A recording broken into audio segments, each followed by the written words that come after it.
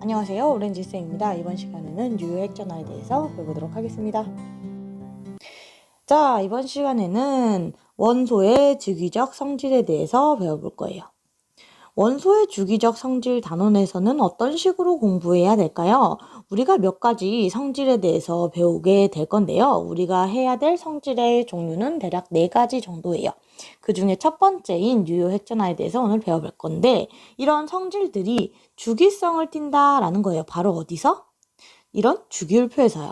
주기율표 상에서 우리가 족과 주기가 있어요.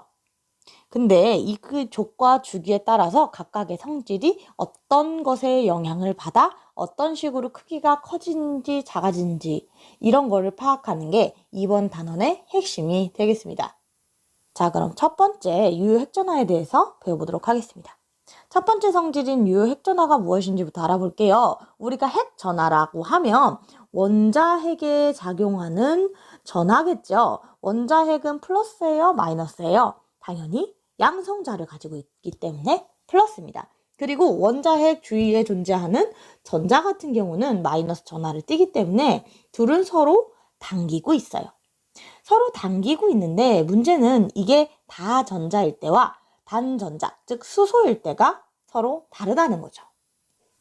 수소 같은 경우는요, 원자 번호가 1번, 즉 양성자도 1개 플러스 1, 전자도 마이너스 1, 1개이란 말이에요. 그렇기 때문에 이 둘 사이의 사랑을 방해하는 게 아무것도 없어요. 서로를 끌어당기고 있습니다.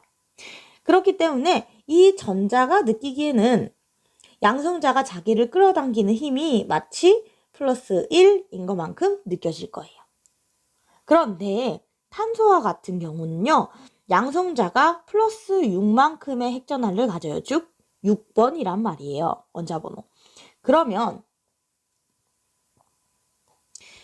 가장 바깥에 있는 전자의 입장을 생각해 볼게요. 안에 서로 다른 전자들이 존재하고 있고요. 가장 가까운 껍질, 즉 주양자수가 1인 곳에는 전자가 2개, 그리고 그 1 이상의 n이 2일 때 두 번째 전자 껍질에 전자가 4개가 배치되어 있어야 탄소의 전자 배치인데요. 얘가 양성자를 서로 끌어당기고 싶은데 중간에 전자가 있기 때문에 이 전자가 서로 막고 있어요. 왜요? 이 전자도 마이너스, 이 전자도 마이너스이기 때문에 서로 반발력이 작용을 합니다. 반발력이 작용을 하면 어떻게 되느냐? 이 바깥에 있는 전자가 느끼기에는요, 얘는 나를 밀어내기 때문에 여기에서 플러스 6만큼 끌어당기고 있어도 그 6만큼의 핵 전하를 다 느낄 수가 없는 거예요. 마치 어떤 방패에 가로막힌 것처럼요. 이 전자, 쌤이 지금 지명한 전자뿐만 아니라 이 전자 사이의 반발력, 여기 옆자리에 있는 전자 사이의 반발력, 안쪽 껍질에 있는 전자 사이의 반발력이 모두 작용하기 때문에 플러스 6만큼의 핵전하로 당기고 있어도 이쪽 바깥에 있는 전자는 그 6만큼을 다 느낄 수가 없고요. 이렇게 상쇄된 핵전하를 우리는 뭐라 하느냐? 유효 핵전하, 전자 하나에 실제로 작용하고 있는 유효한 핵전하를 우린 유효 핵전하라 한다라는 거예요. 이 개념은요, 다전자 원자일 때 생기게 됩니다. 자, 그러면 아까와 같이 어떤 핵전하가 있고 그 안쪽 껍질과 바깥쪽 껍질에 전자가 존재하면 이 전자가 서로 반발력으로 인해서 전하가 상대적으로 적게, 핵전하가 적게 느껴지는 것, 이런 방패막이처럼 가려지는 효과를 우리는 뭐라 하느냐? 가림 효과 혹은 가려막기 효과라고 합니다. 마치 다전자 원자의 전자에 작용하는 유효 핵전하가 양성자에 의한 핵전하, 예를 들어 탄소 같은 경우에는 양성자 수에 의한 핵전하는 플러스 6이에요. 그러나 실제적으로 이 바깥에 있는 전자가 느끼는 것은 6보다 작을 거란 말이에요. 왜? 전자 사이의 반발력에 의해서, 다른 전자들에 의해 핵이 가려지기 때문입니다. 이 현상을 우린 뭐라고 하냐? 가려막기 효과라고 합니다. 살짝 딥하게 들어가 볼게요. 안쪽에 있는 전자는 2개, 1s에 2개였죠.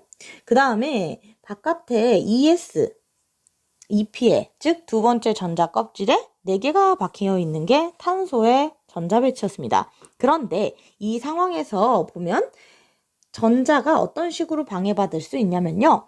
안쪽 껍질, 본인보다, 여기가 본인이라 해볼게요. 본인보다 안쪽 껍질에 있는 전자 혹은 같은 껍질에 있는 전자에 의해서 방해를 받을 수가 있어요. 첫 번째 요인과 두 번째 요인 중에는 어떤 게 더 영향력이 클까요? 어떤 게 가려막기 효과가 더 클까요? 바로 1번에 의한 가려막기 효과가 훨씬 더 강합니다. 안쪽 껍질에 의해서 껍질에 있는 전자에 의해서 생기는 가려막기 효과가 더 크다는 얘기죠. 그러니까 이 컨셉을 기억해 두시면 될 것 같아요. 전자 껍질이 증가하면 증가할수록 가장 바깥에 있는 최외곽 전자나 원자가 전자가 느끼는 가려막기 효과는 크게 증가하기 때문에 유효핵 전하는 어떻게 됩니까? 작아집니다. 선생님, 그러면은 같은 껍질에 있는 애들은 방해를 안 하나요? 같은 껍질에 있는 전자도 가려막기 효과가 있습니다. 그리고 그 수가 많을수록 효과적이죠. 그러니까 같은 껍질의 전자가 많으면 많아질수록 전자가 느끼는 가려막기 효과가 커지기 때문에 유효핵 전하가 작아지게 돼요. 자, 그러면 우리가 여기서 기억해야 되는 게 무엇이냐? 결과적으로 가려막기 효과가 커지면요, 유효핵 전하가 어떻게 됩니까?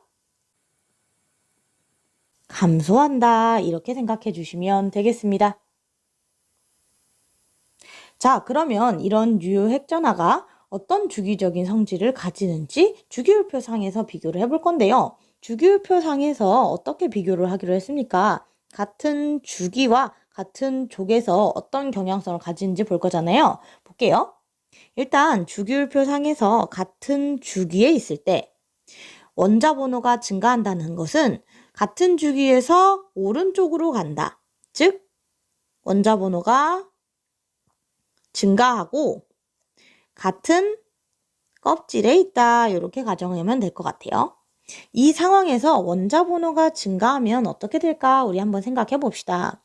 원자 번호가 증가한다는 것은 2가지 요인으로 나눠서 생각할 수 있어요. 양성자 수가 증가하는 것.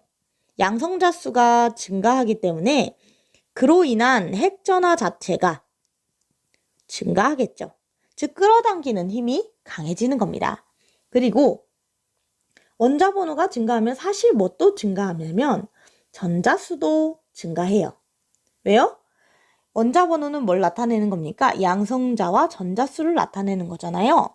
그럼 전자수가 증가하면 같은 껍질에 있는 전자의 수가 증가하기 때문에 가려막기 효과에 의해서 당연히 유효핵 전하가 어떻게 될까요? 감소할 거다. 그리고 위에 양성자 수는 핵 전하가 증가하니까 유효핵 전하가 증가한다. 이렇게 볼 수 있겠죠. 그러면 서로 상반되는 작용이 2가지가 생기게 되는 거예요. 그러면 어떤 게 더 큰 영향을 미치는지 생각해 봅시다. 앞서 얘기했듯이 같은 껍질에 있는 전자가 증가하는 것은 상대적으로 가려막기 효과의 증가가 상대적으로는 작아요. 증가는 해요. 증가는 하지만 그 증가 폭이 상대적으로는 작다는 얘기입니다. 그렇다면 양성자 수가 증가함에 따라 자체적인 실제적으로 원래 땡기는 힘 자체가 증가하는 이 영향력이 크기 때문에 결과적으로 유효핵 전하가 커지는, 즉 양성자 수 증가로 인한 유효핵 전하 증가 효과가 크기 때문에 우리는 같은 주기에서 주기율표 오른쪽으로 가면 원자 번호 증가로 인해 양성자 수가 증가하고요. 원자과 정자, 반응에 참여하는 가장 바깥에 있는 전자에 작용하는 유효핵 전하는 증가하게 됩니다. 기억해 두셔야 될 게 앞으로도 이런 주기적 성질은요. 이런 2가지 서로 다른 변인에 의해서 경향이 2가지로 나타나게 될 거예요. 그 중에 어떤 게 더 강한 영향을 미쳐 유효액전화, 즉 주기적 성질이 결정이 되는지 알아두셔야 되겠습니다. 자, 그러면 이 표에서도 그걸 확인할 수 있는데요. 2주기와 3주기가 각각 그려져 있고요. 우리는 같은 주기에서 볼 거니까 2주기만 볼게요. 2주기에서 족의 증가, 즉 주기율표 상에서 요렇게 옆쪽으로 갈수록 요렇게 뭐가 증가해요? 유효액전화 값이 증가한다는 거 확인할 수 있습니다. 뭐 때문에? 원자 번호의 증가로 인해서 양성자 수가 증가하기 때문이에요. 그럼 한번 생각해 볼게요. 여러분, 같은 족에서는 어떻게 변할까요? 이 그래프 상에서 보면 같은 족을 보려면 이렇게 세로로 볼 수 있겠죠? 같은 족이란 주기율표 상에서 아래로 내려갈 때를 가정해 보겠습니다. 같은 족에서 원자 번호가 증가할 경우를 보겠습니다. 이 역시 두 가지 요인으로 나눠서 생각할 수 있는데요. 하나는 껍질의 증가. 껍질 수가 3주기로 넘어간다는 건 하나의 껍질이 더 생기기 때문에 가장 바깥에 있는 전자가 하나 생기는 거예요. 그렇죠? 그런데 이 껍질의 증가 말고 뭐 또 증가하느냐? 원자 번호도 대폭 증가하게 됩니다. 거의 한 족을 뛰어넘어서 하나, 둘, 셋, 넷, 하나, 둘, 셋, 넷, 다섯, 여섯, 일곱, 여덟 원자 번호가 급증하게 되는 거죠. 이 두 가지 요인 중에 어떤 게 더 강하게 영향을 미치냐? 딱 보세요. 누가 더 큽니까? 3주기인 나트륨이 유효액전화가 크게 나타나죠.